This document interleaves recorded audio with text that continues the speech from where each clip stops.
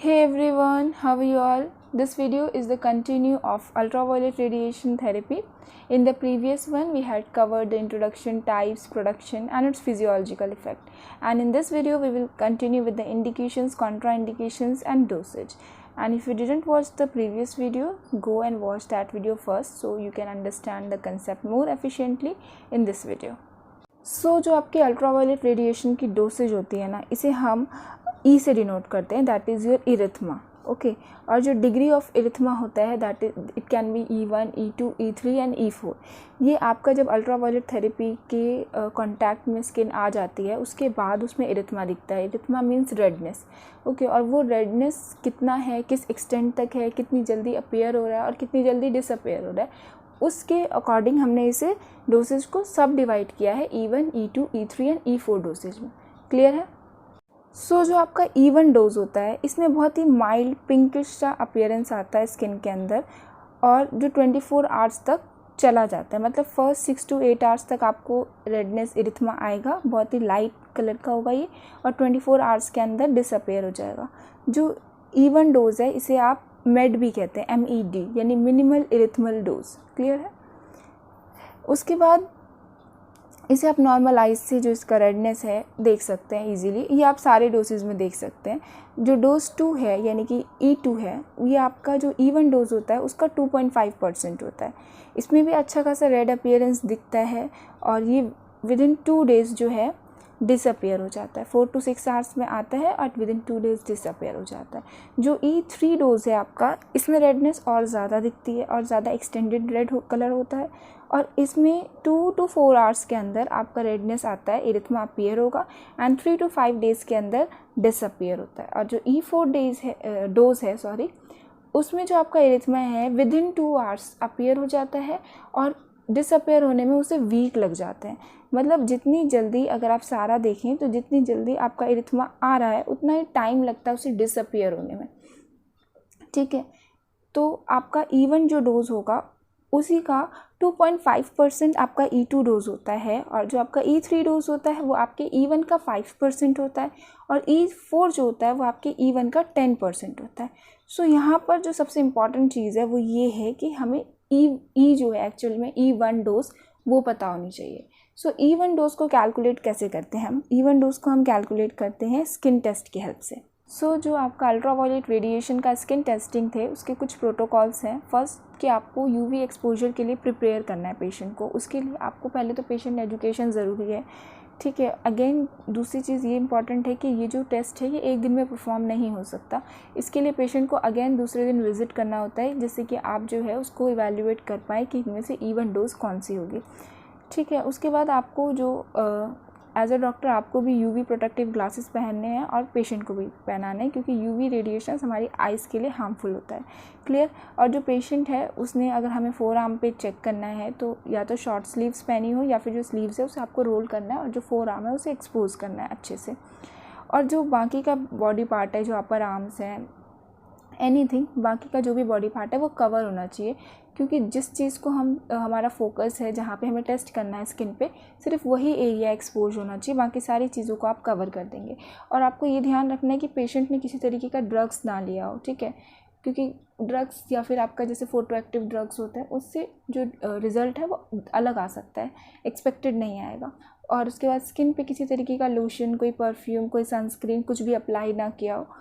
And जो machine है, अगर आप मशीन आप वो फर्स्ट जो हमने पढ़ा था मर्करी वेपर लैम्प, वो अगर आप यूटिलाइज़ करते हैं तो उसको वार्म अप टाइम चाहिए 5 मिनट, तो उसको आप 5 मिनट पहले ऑन करेंगे. अदरवाइज़ अगर आप फ्लोरोसेंट लैम्प्स वगैरह यूज़ कर रहे हैं, क्रोमेयर्स लैम्प्स यूज़ कर रहे हैं तो उनको वार्म अप टाइम नहीं चाहिए होता है, तो वहाँ पर आपको वार्म अप टाइम नहीं देना है मशीन को. उसके बाद जो एरिया है, जो आपका फोर आर्म है जहाँ पे आपको टेस्ट करना है, उसे अच्छे से एग्जामिन कर लेना है. किसी तरीके का कोई स्किन रैश ऑलरेडी कुछ प्रेजेंट ना हो, कोई वुंड ना हो. ठीक है, और जो डिस्टेंस है वो भी इम्पॉर्टेंट है, वो आपका मशीन टू मशीन डिफ़र करता है.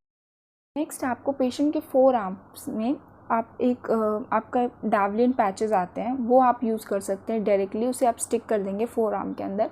उस पैचेस के अंदर already 3 to 6 sticker type hole present होते हैं जिसमें आप एक एक स्टिकर रिमूव करते हैं, फिर स्किन जो है वो एक्सपोज हो जाती है वहाँ से.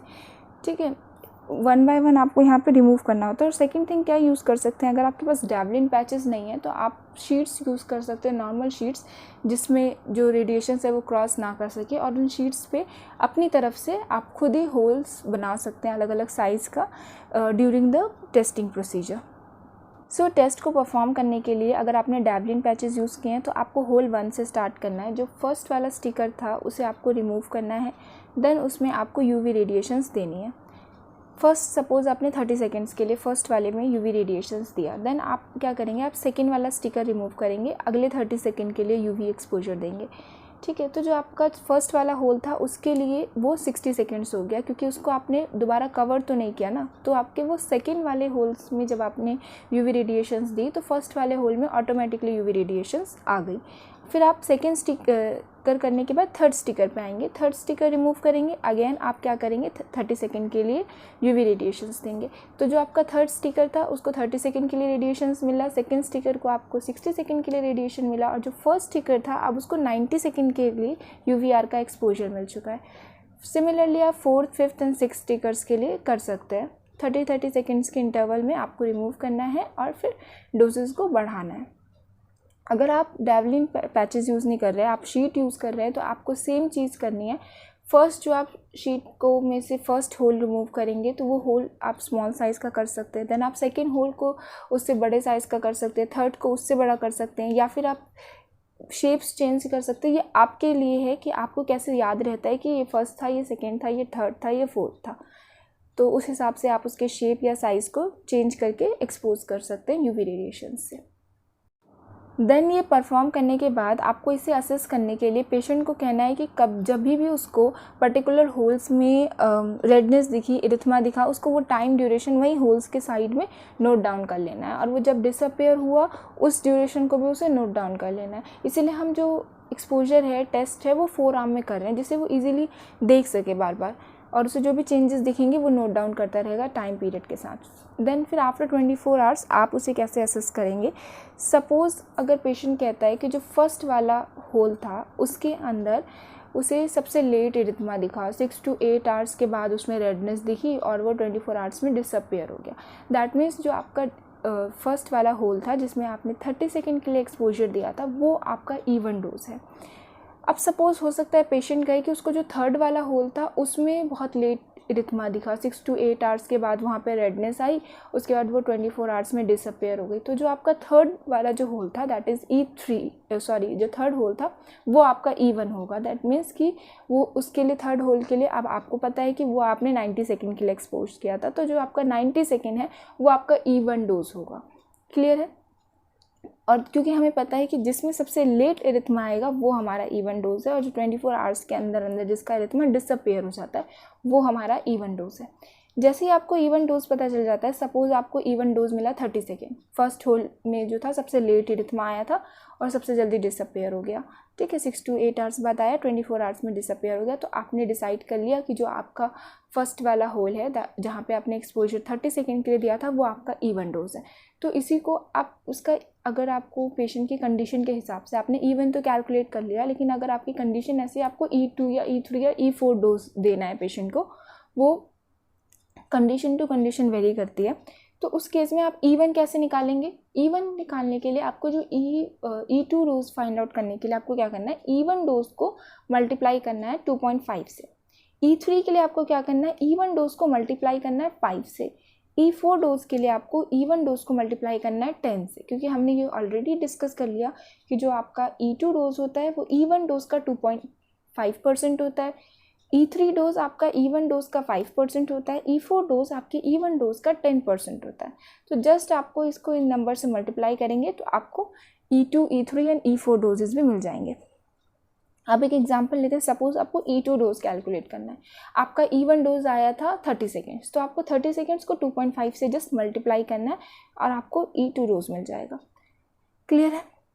अब ये जो डोजेज हैं, अब इन डोजेज को ट्रीटमेंट पर्पस के लिए जब आप यूटिलाइज़ करेंगे तो आपको ध्यान में रखना है कि जो इसकी फ्रीक्वेंसी है, रिपीटेशंस है, वो किस तरीके से होगी। बिकॉज आपको ये देखना है कि अगर आपने फर्स्ट टाइम ट्रीटमेंट दिया, जब तक उस ट्रीटमेंट का जो इरिथमा आया है, रेडनेस आई है, वो डिसअपीयर ना हो जाए, टोटली स्किन से ख़त्म ना हो जाए, तब तक आप दूसरा ट्रीटमेंट नहीं दे सकते। क्लियर है? तो अगर आप E1 डोज से पेशेंट को ट्रीट कर रहे हैं तो आपको हर अल्टरनेट डे पे आपको ट्रीटमेंट देना है। अगर आप E2 डोज से ट्रीटमेंट कर रहे हैं, कंडीशन टू कंडीशन वेरी करेगी कि आपको कौन से डोज से ट्रीटमेंट करना है। अगर आप E2 डोज से ट्रीट कर रहे हैं पेशेंट को तो 2 टाइम्स इन अ वीक दे सकते हैं आप। E3 के लिए आपको 7 to 10 डेज़ के बाद आपको रिपीट करना होता है, क्योंकि जो आपकी E3 डोजेज़ होते हैं उसका जो इरिथमा आता है वो आ तो जाता है 2 to 4 आवर्स में, लेकिन डिसअपेयर होने में 5 to 6 डेज़ लगा देता है। तो इसीलिए आपको 6 डेज़ के बाद 7 to 10 डेज़ के में रिपीट करना है। जो E4 डोजेज़ है वो आप 2 वीक्स के बाद रिपीट करेंगे। जो E4 डोजेज़ हैं ये बहुत हैवी डोजेज़ होती हैं, तो इससे बहुत ही मतलब सीवियर कंडीशंस होते हैं ना, अल्सर्स वगैरह बन जाते हैं, सोर्स बन जाते हैं। जब तक वहाँ पे कोई ओपन वुंड ना हो तब तक आपको E4 डोज नहीं देना होता है। Next is your indication. First one is your wounds. Wounds को ट्रीट करने के लिए आपका UVR जो है वो बहुत हेल्पफुल है। वुंड्स आपका इन्फेक्टेड हो या नॉन इन्फेक्टेड हो, दोनों ही तरीके के वुंड्स को UVR ट्रीट कर सकता है। जो आपका इन्फेक्टेड वुंड्स होते हैं उसके अंदर बैक्टीरियल इन्फेक्शन वगैरह होगा तो उसको ये डिस्ट्रॉय करने में हेल्प करता है। ठीक है, डिस्ट्रॉय करता है, और जो आपका डेड मटेरियल है उसे रिमूव भी करता है, रिपेयर्स को प्रमोट करता है, ठीक है, हीलिंग्स को प्रमोट करता है। और जो आपका इन्फेक्टेड वुंड्स होता है उसके लिए आप क्रोमेयर्स लैम्प यूज़ करते हैं और E3 E4 डोसेज आप दे सकते हैं। जो आपके नॉन इन्फेक्टेड वुंड्स होते हैं उसमें अल्ट्रावायलेट रेडिएशन थेरेपी क्या करती है, आपकी ग्रैनुलेशन जो होती है टिश्यूज़ के अंदर उसको प्रमोट कर देती है, रिपेयर्स को प्रमोट कर देती है, हीलिंग को इंक्रीज़ कर देती है।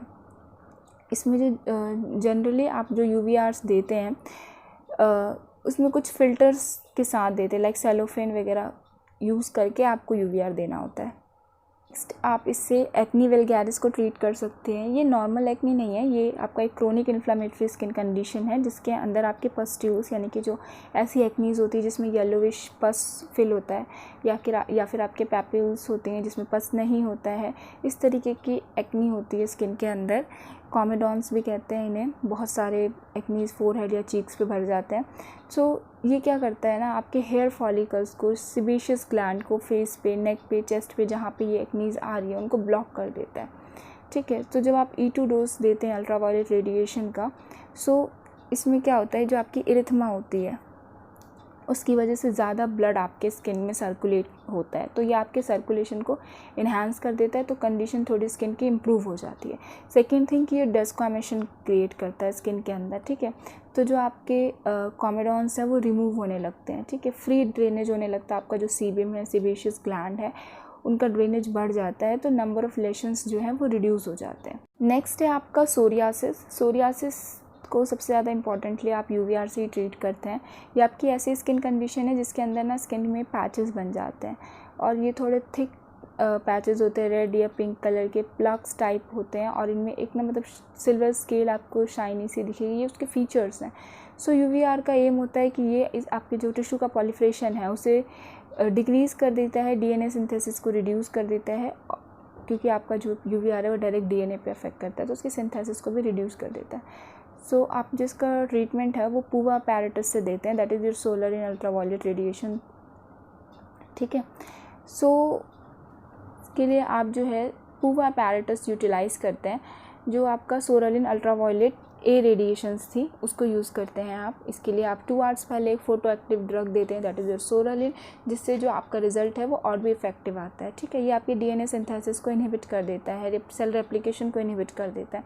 सो आप बहुत लॉन्ग टर्म में आप पूवा पैरेटस को यूज़ में नहीं ले सकते, it may be carcinogenesis.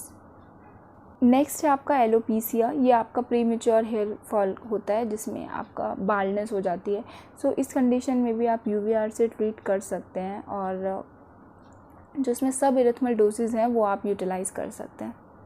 Next है इसके कॉन्ट्राइंडिकेशन। सो कोई भी एक्यूट स्किन कंडीशन हो just like your dermatitis, lupus erythematosus या फिर हर्पीज सिम्प्लेक्स, इस केस में आपको रेडिएशंस को अवॉइड करना है। हाइपर सेंसिटिव स्किन हो, सनलाइट से कुछ ज़्यादा ही सेंसिटिव हो, तो वहाँ पे आप रेडिएशन थेरेपी नहीं दे सकते। डीप एक्सरे या फिर कोबाल्ट थेरेपी पेशेंट ने ले रखी है, हाइपर सेंसिटिव स्किन है, वहाँ पे आप नहीं दे सकते। स्किन ग्राफ्ट है तभी भी आपको जो UVR है वो अवॉइड करना है। नेक्स्ट इसके डेंजर्स की बात करें तो आइज़ के लिए ये डेंजरस है, तो आप इसमें प्रोटेक्टिव गॉगल्स यूज़ कर सकते हैं। सेकेंड थिंग कि ओवरडोज का आपको ध्यान रखना है। टू मच एक्सपोजर से आपका ये बहुत ही ज़्यादा इसके लिमिटेशंस हैं, तो बहुत ज़्यादा एक्सपोज नहीं करना है आपको पेशेंट को UVR से। इसके जो लिमिटेड डोजेज हैं और रिपीटेशंस हैं उनका आपको ध्यान रखना है। So this is all about ultraviolet radiation therapy. Hope you guys like the video. Please share, subscribe and support. Bye bye, take care.